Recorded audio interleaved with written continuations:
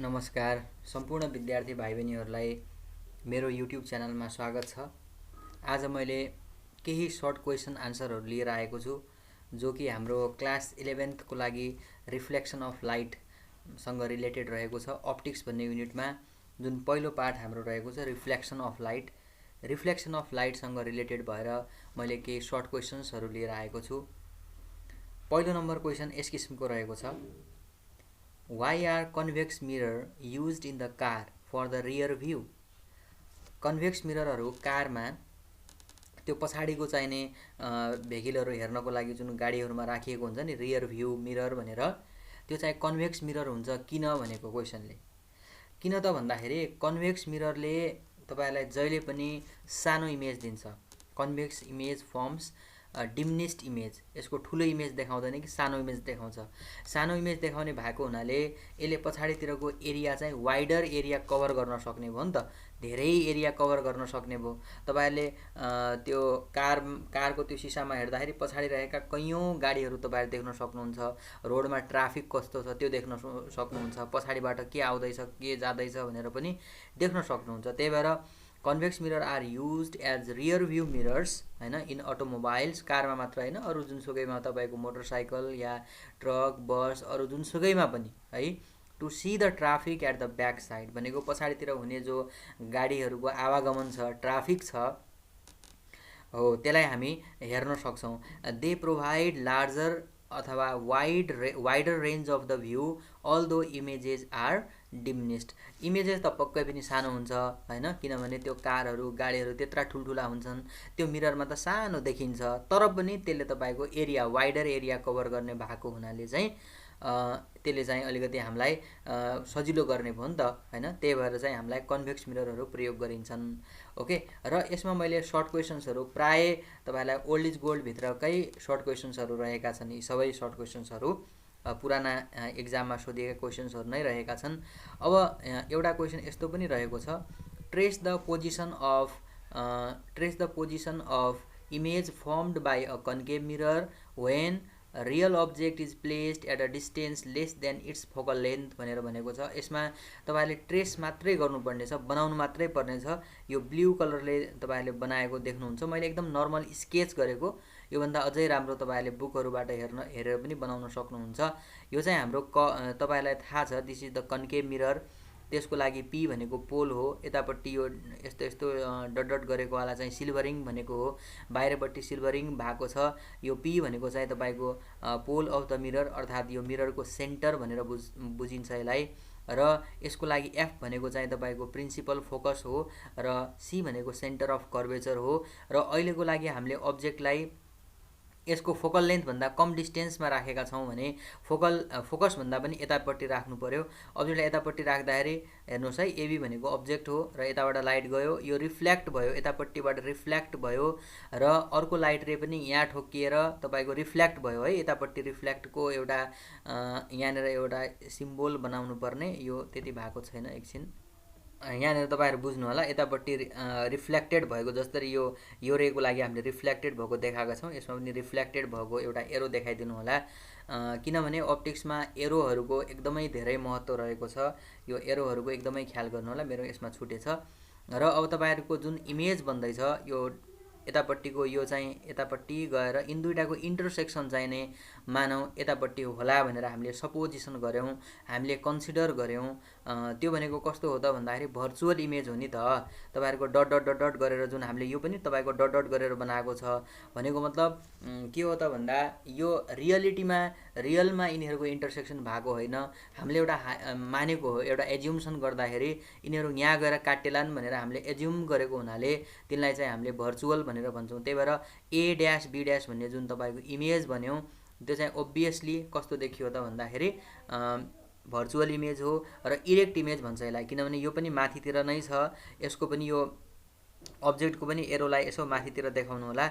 यो अब्जेक्ट र इमेज भनेको इरेक्ट छ, अहिलेको लागि सुल्टो भन्छौं।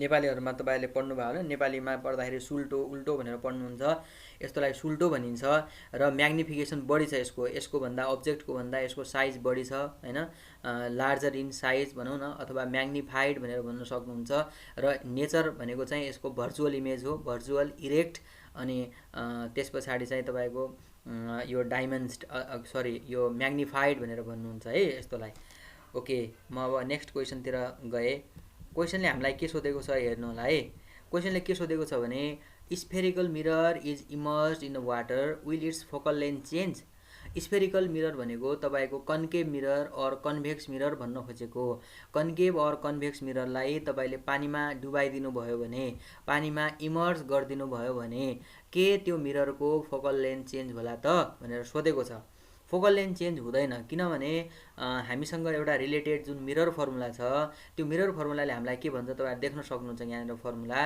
1/f = 1/u + 1/v जसमा चाहिँ फोकल लेन्थ तपाईको अब्जेक्ट डिस्टेन्स भनेको u र इमेज डिस्टेन्समा मात्रै डिपेन्डेन्ट छ त्यही भएर फोकल लेन्थ चेन्ज हुँदैन यहाँ हेर्नु होला त ल्याङ्ग्वेजमा लेखेको छ no the focal length of spherical mirror does not change when it is immersed in water because focal length of mirror is independent of the medium in which it is kept भनेको होला कुन मिडियममा हामीले त्यो मिररलाई कुन मिडियममा राखेका छौं एयरमा राखेका छौं कि वाटरमा राखेका छौं कि या अरु कुनै मिडियममा राखेका छौं त्यससँग के रिलेटेड छैन किनभने यो फर्मुलामा त मिडियमको कुनै कुरा आएकै छैन यहाँ त सिम्पली अब्जेक्ट डिस्टेन्स कति हो र इमेज डिस्टेन्स कति हो भन्ने मात्रै सोधिएको छ नि त भनिएको छ नि त त्यही भएर as we know that from the formula 1/f = 1/u + 1/v the focal length of the mirror does not change when it is kept in water त्यही भएर जब हामीले वाटरमा राख्छौं यसको फोकल लेन्थ चाहिँ चेन्ज हुँदैन भनेर हामी त्यसलाई एक्सप्लेन गर्न सक्छौं र त्यसपछि अर्को क्वेशन तपाईको रहेको छ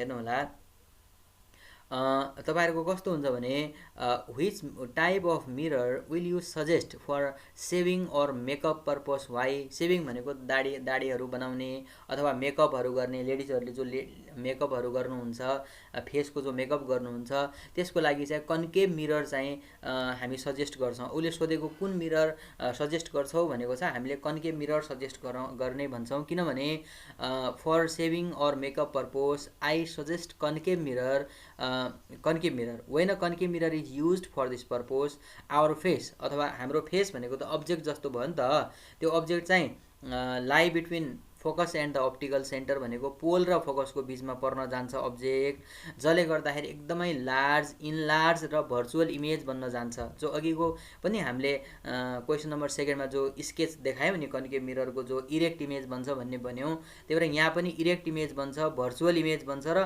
इनलार्ज इमेज बन्छ मेनली चाहिँ ठुलो इमेज बन्छ नि त र जति ठुलो इमेज बन्यो त्यति चाहिँ तपाईहरुले जुम गरे जस्तो त हो नि जसरी मोबाइलमा जुम गर्नुहुन्छ नि त त्यस्तै मिररले पनि तपाईलाई जुमिङ गरे जस्तो भयो जुमिङ गर्दाखेरि तपाईको साना साना कुराहरुमा पनि फेसमा भएका साना साना दानाहरुलाई पनि हामी देख्न सक्छौं जसले गर्दाखेरि राम्रो हुन्छ सजिलो हुन्छ भनेर हामीले यसको मेन रिजन चाहिँ यसले तपाईको कस्तो त भन्दाखेरि इनलार्ज इमेज अर्थात ठुलो इमेज दिने हुनाले अब्जेक्टको भन्दा ठुलो इमेज तपाईहरुले यदि कन्केभ मिरर युज गर्नुभयो आफ्नो फेसलाई हेर्नु भने ठुलो इमेज देखिन्छ त्यही भएर हामी चाहिँ कन्केभ मिररलाई फोकस गर्छौं भनेर यो डायग्राम भनेको चाहिँ तपाईहरुको यो उतैको डायग्रामलाई यो माथिको जो क्वेशन नम्बर 2 मा डायग्राम देखिएको छ त्यही डायग्रामलाई फलो गर्नु होला के ओके त्यसपछि अर्को क्वेशन यस किसिमको रहेको छ can a convex mirror ever form real image and justify भनेको छ के चाहिँ कन्भेक्स मिररले रियल इमेज कहिले फर्मेसन गर्न सक्छ यदि सक्छ भने जस्टिफाई गर्नुहोस् भनेको छ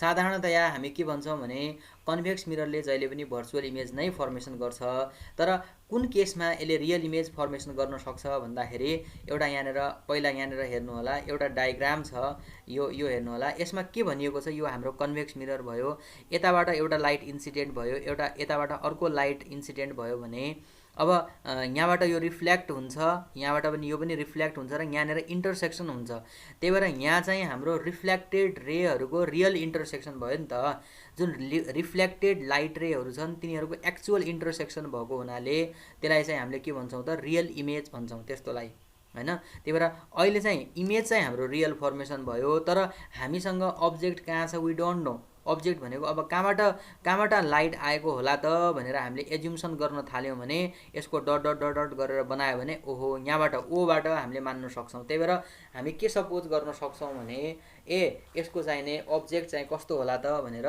भर्चुअल अब्जेक्ट होला है भनेर हामी भन्न सक्छौँ है। त्यही भएर convex mirror can form real image, convex मिररले पनि रियल इमेज देखाउन सक्छ। तर कुन बेला कुन अवस्थामा त भन्दाखेरि इफ अब्जेक्ट इज भर्चुअल, जति बेला अब्जेक्ट चाहिँ तपाईँको भर्चुअल हुन्छ, that is if a converging beam is incident on convex mirror. Converging भनेको त्यतातिर आइराख्ने है, एक नजिक आइराख्नेवाला बिम भनेको हेर्नु त यो एउटा लाइट रे छ, यो अर्को लाइट रे छ, यिनीहरू त नजिक आउँदैछ नि त। टाढा टाढा जानु भनेको डाइभर्जिङ भन्ने बुझाउँछ, यिनीहरू नजिक आउँदैछ भने कन्भर्जिङ भन्ने जनायो। त्यही भएर that is if a converging beam is incident on convex mirror, जब यो कन्भर्जिङ बिम अफ लाइट चाहिँ के भयो त तपाईँको भन्दाखेरि इन्सिडेन्ट अन कन्भेक्स मिरर, जब यो कन्भेक्स मिररमा आउँछ हैन, कन्भेक्स मिररमा जब यो converging beam of light incident हुन्छ, a real image is formed in front of it, real image चाहिँ यसको अगाडितिर फर्मेसन हुन्छ।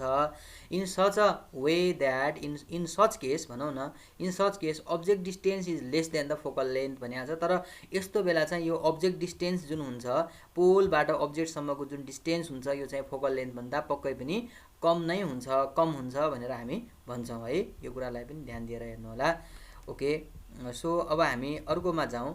Distinguish between the real and virtual images भनेर भन्छ। यसको डायग्राम मैले लिएर आएको छैन, तपाईँहरूले बुकलाई हेर्न सक्नुहुन्छ। मैले साधारणतया यसको डेफिनेसन पर्सपेक्टिभबाट लिएर आएँ।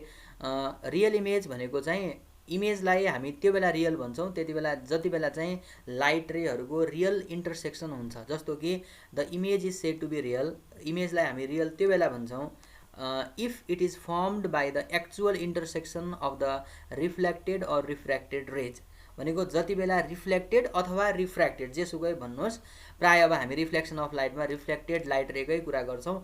जब रिफ्लेक्टेड लाइट रेहरूको एक्चुअल इन्टरसेक्सन हुन्छ, त्यो एक्चुअल इन्टरसेक्सन भएको बेला जुन इमेज फर्मेसन हुन्छ, that image is called real image.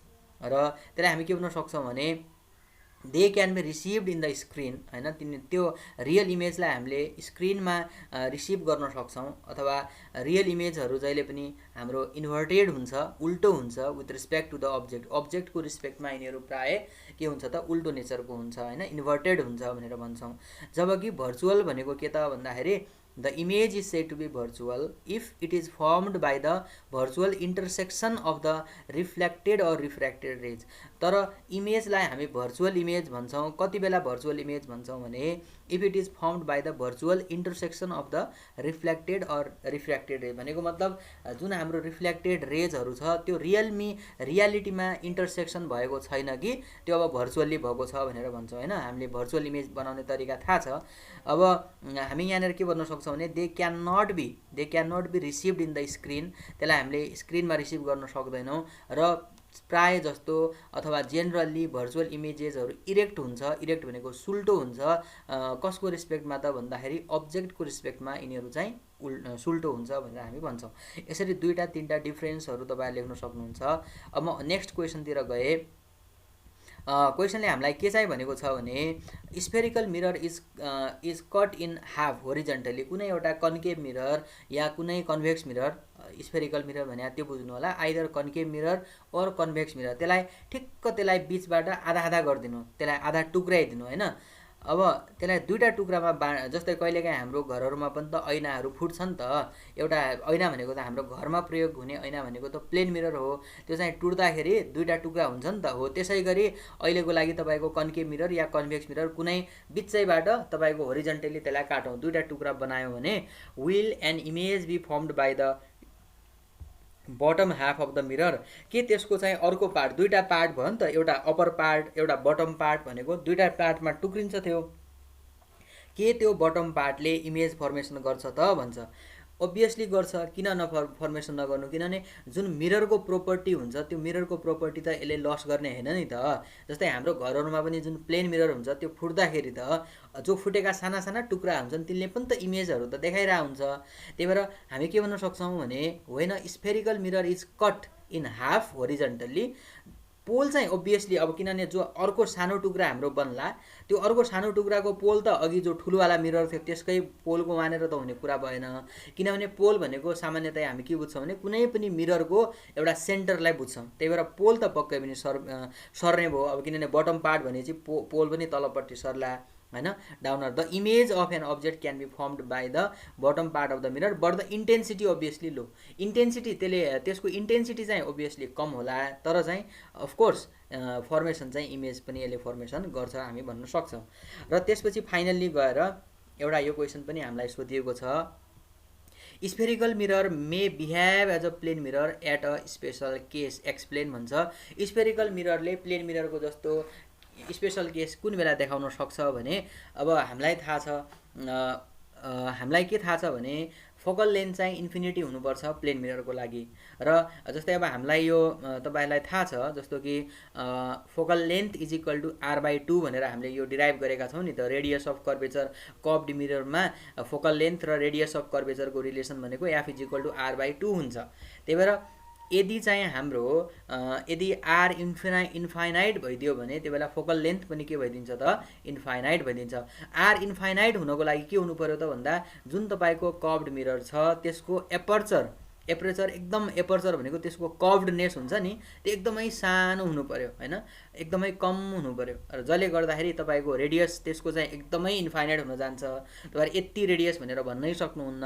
र यदि रेडियस इन्फाइनाइट भइदियो भने त्यो बेला फोकल लेन्थ पनि के हुन्छ त इन्फाइनाइट हुन्छ।